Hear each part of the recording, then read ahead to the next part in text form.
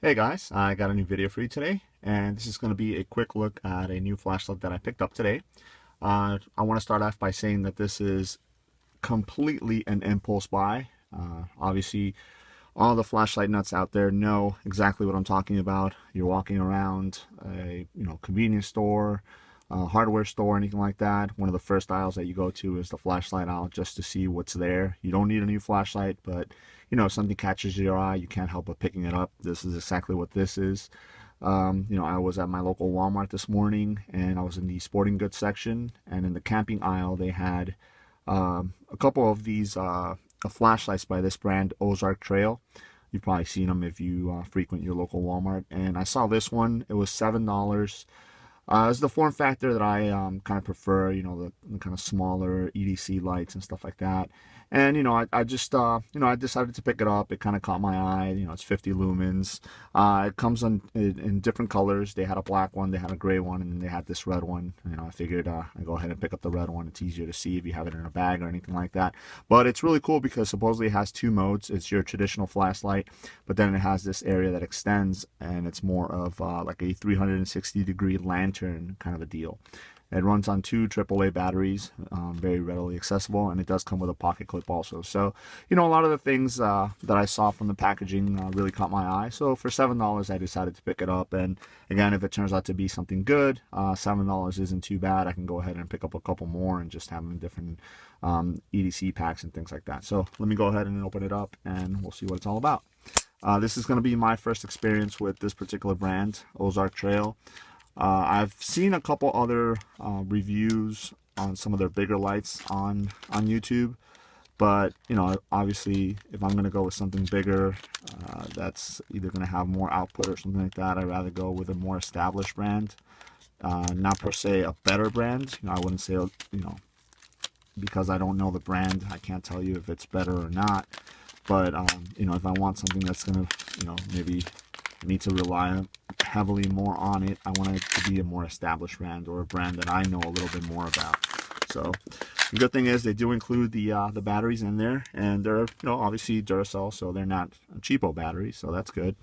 It's supposed to be aircraft grade aluminum, which is really nice. Obviously you could tell that it's going to have a little bit of a heftier feel to it. In other words, a little bit better construction, in my opinion. The flashlight does have a kind of interesting look to it.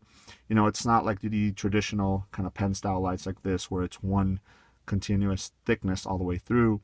It it starts out kind of thick up here, and then it kind of tapers down in the middle right here. There is some knurling here in the middle, so I guess if you hold it like this, or in the cigar style to turn it on and off, then it's a little easier not to slip out of your fingers. And then it kind of goes back up here in the cap here. And obviously, as you guys saw, I pushed this back in to kind of hide that area where it would turn into a lantern. So all you do is you just pull on it, and you see this area here, and that's where the 360-degree lantern style will come into play. And then there's the front, and then you just push it back in when you want to put it away. It does have a little bit more knurling up here. Now I can tell you that the knurling is not what you would find in higher end flashlights.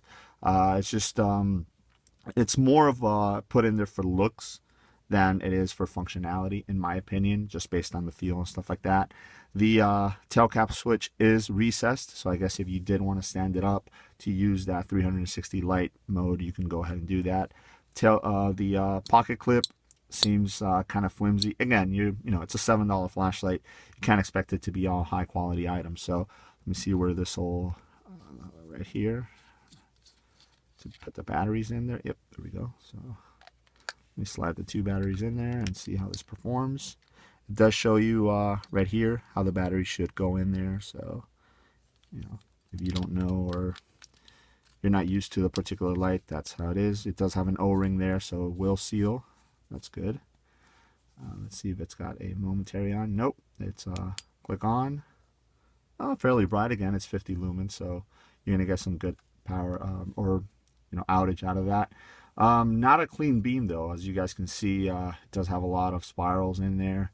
Again, $7. You're not getting the highest of quality construction and items and stuff like that in the actual build. So, and then come on. So yeah, on and off. There you go. And then if you pull on this, let's try the light now. Okay, so you will still get some light coming out the front, but you do get obviously more of an area 360 lantern light right there.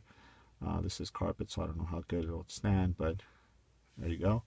So you do get more of a lantern style, kind of like a candle style. So that's pretty cool. This would probably be the best use for this particular light. And when you push it back in there, then you get all the light coming out the front. But obviously, as you guys can see, it's not a clean beam. So in a pinch, it will do. This would obviously not be my primary carry flashlight, but it's great, you know, as a secondary light, you know, something to carry in a bag. And especially if you need that area light, you know, maybe you have it in a vehicle bag, you can open this up, and if you have to work, you know, on a tire or something like that, this will give you more than enough adequate light to be able to do that. So that's probably the use that I would give for this particular light. Again, for $7, it's not too bad, especially the fact that it uses you know, 2 AAA batteries, which are pretty readily accessible. So what I would probably do is, if I had something like this, I would have the light and then maybe 2 extra batteries with it, you know, in like a plastic bag or something like that, in a bag in the car.